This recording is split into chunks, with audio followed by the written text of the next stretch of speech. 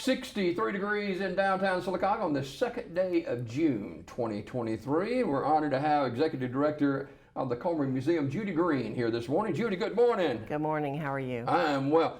Shazam! That's just one catchphrase. I know. But tell us all about the week we're going to be honoring hometown favorite Jim Nabors.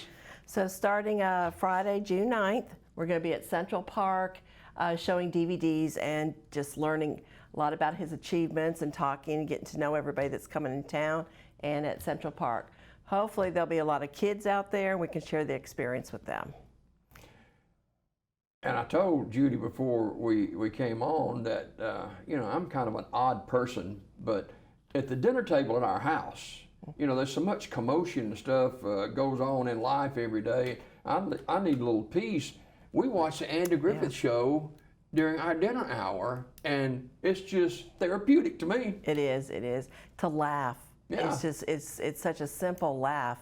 Their comedy and their lifestyle and all just kind of rolled right into our homes. How'd you come into this idea? Well, I was up in the Jim Nabors room in the gallery that we have and at the Coleman Museum, and just sitting there amongst all of his albums. And we have the scripts from his comedy shows. Oh, goodness. Carol Burnett, Bonnie Marie, Red Fox, and just flipping through those, I just thought, well, why don't we recognize him? Kids come into the museum all the time and they have no idea who he is. So we do have a small TV upstairs playing the DVDs and all. And it's just amazing to sit there and listen to him. You just laugh no matter what. You just feel the laughter. Yeah, wow. That's wonderful. And I could sit here and watch Andy Griffith and Gomer Pyle USMC all day long. Now, it's all going to start on June 9th over at Central Park. And tell us a little bit more about what's going to be happening. Well, we're going to have some food trucks out there, but we're just going to be set up like a food truck night. The only difference is we're going to be celebrating just Jim Nabors. So you have this big screen, or what? We're going to have 3 TVs set up, and they're going to be streaming his the DVDs from Andy Griffith and Gomer Pyle USMC. We're going to be signing up for some trivia games that are going to take place on Saturday and Sunday at the Coleman Museum. We're also going to be, we'll have some posters out there, some pamphlets and books and stuff that we're going to be selling, and some albums too. So, and it's just to raise money for the museum. So everything, every donation, every thing that's sold goes right to the museum. And we talk about the museum and how it's funded. It takes a lot of money to operate the museum. It does. It's a lot of hard work, a lot of fundraising. I thank the city and everybody who helps out, all of our members. It's great, but it still takes a lot of time to run it and a lot of funds. All right, so this is going to continue 9 through 12. What else is going to be happening during the week? So on Saturday, we're going to have tours of the museum concentrated on his gallery. I've got a lot of items that have recently been donated of Jim Nabors. Like what? Well, I received this, his Alabama Hall of Fame star from a Silicaca resident the other day, the key to New Orleans, the city of New Orleans. Really? Yep. I've got a lady down in New Orleans that come up here months and months ago, and she's just a passionate fan of his. And she's donated the Bacchus that was when he was king at the New Orleans Parade of Mardi Gras. So they're just amazing. A lady from Pennsylvania passed away, was one of his greatest fans, and her niece inherited everything, and she sent me 6 boxes of ticket stubs and just flyers and everything from all over the United States. Tell me what the worth of that is. Exactly. So you're expecting to draw from all over the Southeast and points further north for this event. Yes, we are hoping so. We have people coming from as far away as Texas.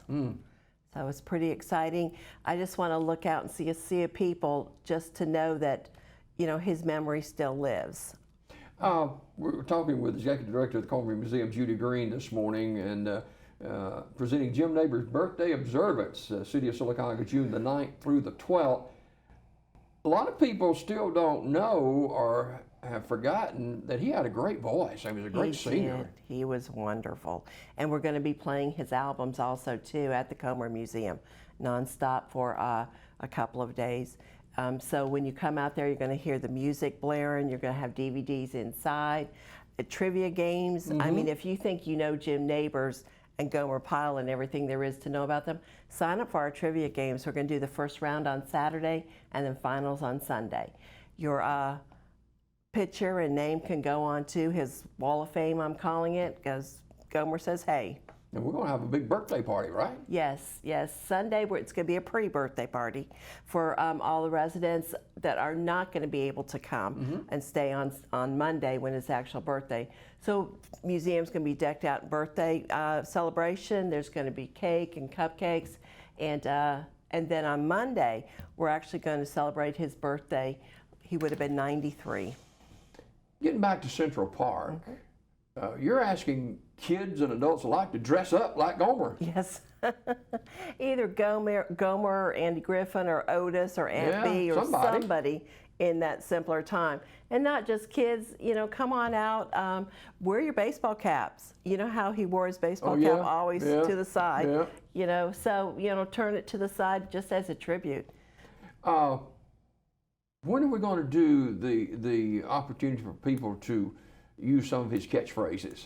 That will also be at Central Park. Okay. So we'll just shout out, and anybody who wants to come up on stage and shout out one of his catchphrases, and we'll have some of our board members see who's the best. And if you think you can say Shazam or golly. Citizen's arrest, and surprise, surprise, surprise. So any of those, you know, come on out and it's just going to be fun. Just come out and have a good time. Talk to us a little bit about the gallery you have at the library now, showcasing Jim Nabors. So in his gallery, there's we've got albums, we've got books on his life, pictures in different parts of his life and all. Some of his awards that he got from Las Vegas and all. We've got outfits, shoes. We've got his helmet from Gomer Pyle, USMC. It's just to go up there and just look around. It's so full of him. And I'm adding more every day. It's just amazing. Do you have a favorite episode of featuring Jim Nabors on either one of those shows? I can tell you I do, but the more I watch it, I like another one better. So we were watching some of the previews the other day and some of the videos, DVDs we're going to be showing, and the one that he is on Andy Griffin when he joins the Marines is amazing. When he comes marching into Andy's office and Andy's just sitting there with that look on his face. Yes. So, but every time I find a favorite, I watch another one, and that becomes the one. Yeah, the one on the Andy Griffith Show where Barney is deputizing, and he said, "Do we get a gun?" So it's a good thing. It's all coming up 9 through 12 here in Sylacauga. We honor Jim. What's something you've learned about Jim Nabors you didn't know prior to this? Well, I didn't know that he actually, and if I say too much, they'll be on the trivia games. Yeah, I got you. So some of the things that that I've learned, that he one of the reasons he left Alabama was because he had asthma, and and he went on to college, and I was surprised when he went to college. He got a degree in business. Wow. You know, and I would have thought it always went towards acting, but it didn't. So, and his first job after he graduated college was in New York City, you know, and it wasn't in acting. He worked at the UN, so as a typesetter. So just every time I read a different part about his life, I just learned something different. Are there still relatives in Sylacauga of his? There are some cousins. Okay. Yes, there are some cousins, but sadly enough, no close relatives that that were that we would remember. Now, a lot of people remember Jim Nabors at the Indianapolis 500. Yes. And he would sing there, and that was a good time too. But he was a great singer, great actor, and I didn't know him personally, but I've talked to a lot of people who did know him, and he was just a wonderful guy from Sylacauga, Alabama. Yeah. He recognized Sylacauga so many times also, and we'll be playing those clips also on the Carol Burnett show. Yeah. You know, he was just amazing, and but he kept his roots from down home, so that was important to him. Family was, if not coming back here as much, he brought his family to him. So family was really important to him. It's kind of like the museum, the grassroots. That's what you're projecting there, not just for Jim Nabors, but other people who are great artists and that kind of stuff from Sylacauga, Alabama. Exactly. If you were born here or you've lived here more than a week or so, you have something in the museum that means something to you, some part of history.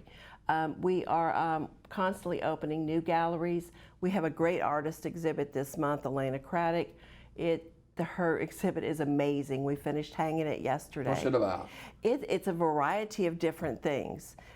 She's got some paint pours in there, some landscapes, some clowns. If you like clowns, she's got a set of clowns. They're not for sale, but I love them. The detail that she puts in her art is just amazing. But we try to showcase local artists at the museum because this town is so full of artists. People who write books, who sing music. Did you know we used to be called the Singing City? I didn't know that. We used to be called the Singing City. Wouldn't it be wonderful to get back to that? Yeah. You know. Wow. Well, great voice Jim Nabors has. Exactly. You know, he was it an avocado farm or what kind of farm? Macadamia nut. Macadamia nut. Yes. Yeah. I knew I was close on that. Yes. Avocados, macadamia nuts. Yeah. Well, anyway, but he is very, very popular and still is popular today in some of his old shows. It's amazing how my grandson Zach, he's 13, and he looks forward to watching those shows every day. That's priceless, you know, that they can enjoy that. We're in a time right now where we can't appreciate and show the appreciation to our kids. So this right here, it just shows how we laughed, you know, how we carried on, and how we remember. All right, we had a big event at the museum several weeks ago on a Saturday. How did that go? We had it in conjunction with Pancake Day and all that kind of stuff. The car show? Yeah. Yes, car show was bigger this year, bigger and better. It's growing tremendously. Some of the other car shows around us haven't caught up with us yet, but we're glad to share anything we have to let you know that, hey, you know, come to Sylacauga and see everything we have. But the car show was awesome. We had so many participants. People, and I see this when I'm driving through town, there'll be busloads of people that are coming to Sylacauga for whatever reason, and one of their stops is going to be the museum every time. It is. So, so when they come in for tours, we kind of break them down to groups. First thing, when they walk into the museum, I tell them we have 3 floors. So, and it's the look on their face is just priceless. The amount of galleries we have, we just don't showcase a couple of things. There is something for everybody. Old Sylacauga, archaeology is wonderful. The Avondale Room, I've just opened up the Avondale Room and completed it in the last couple of months. Talk about that a little bit. Well, Avondale was real important to me. I'm not from here, but I've learned so much. And to see where the mill is now, and the mill village is now, and to know that not only are we known for our white marble, but if not for Avondale, back years ago, if you lived here, if you grew up here, your parents, your grandparents, your aunts, your uncles, somebody worked at Avondale. So now we have 4 showcases and 6 bookcases, and the lower level is half of Avondale. The Avondale Suns, a ledger I remember found. that Avondale Sun. It's amazing to go through them. I have a lot of people go through them and take pictures of their family members. I found a ledger dated 1897. Perfect shape. You can still read it. The handwriting is just gorgeous. The pictures are just amazing. So. There was her last name was Thrash, and she wrote for the Avondale Sun. I can't think of her first name. Velma Thrash, I think it may be, but she was very popular. She wrote about people who worked at the mill and stuff like that. So, you know, I don't know why, but it seemed like the older I get, the more I long for yesterday's art, you know, and that's what we were showing there. Exactly. Bill Irby, he was a photographer for the Sun, you know. So, so many people from Sylacauga have gone before us, but their memories are all still there. So it's just a way to, and y'all are open, show it. How's y'all's hours? We're open Tuesday through Friday, 10 to 5, and then Saturdays, 10 to 2. Okay, and let's go back again to talk about Jim Nabors Week, celebrating his birthday, June the 9th through the 12th. Count through what's going to be happening. So, so we're going to start in Central Park, and we're going to be doing catchphrases. We're going to be signing up for trivia, watching those DVDs. Oh my gosh! So you're really going to. And you can grab a bite to eat while you're doing it. Yes. So there'll be a couple of food trucks out there, and it's just going to be fun. It starts at 4 o'clock. We'll probably start the DVDs around 4:35, so that way we can just get to know everybody. So they bring lawn chairs or something? Bring lawn chairs. There's going to be tables out there. Okay. Bring a blanket you can sit on. Make some new friends. You know, welcome some of these out-of-towners. Let's show them how much, you know, we care about them and how much we care about our city. And this is just a start from Central Park. We go all the way through the week. We do. So it's going to be nonstop and until that Monday. We're going to be doing a small balloon release. I'd love to fill up the sky, but we know that's not possible, but our memories will. So come out and remember him. And not only that, bring your kids, your grandkids. It's the weekend before Father's Day. So, so pre-celebration on that, you know. Absolutely. So fathers, bring out your kids, your grandsons, your granddaughters, and enjoy it with them, laugh with them. Judy, thanks for being with us this morning. Very informative. Thank you. We look forward to being with you June the 9th through the 12th. Executive Director of the Coleman Museum, Judy Green, our guest this morning. We got more to do on Daybreak Live after you take a look at this.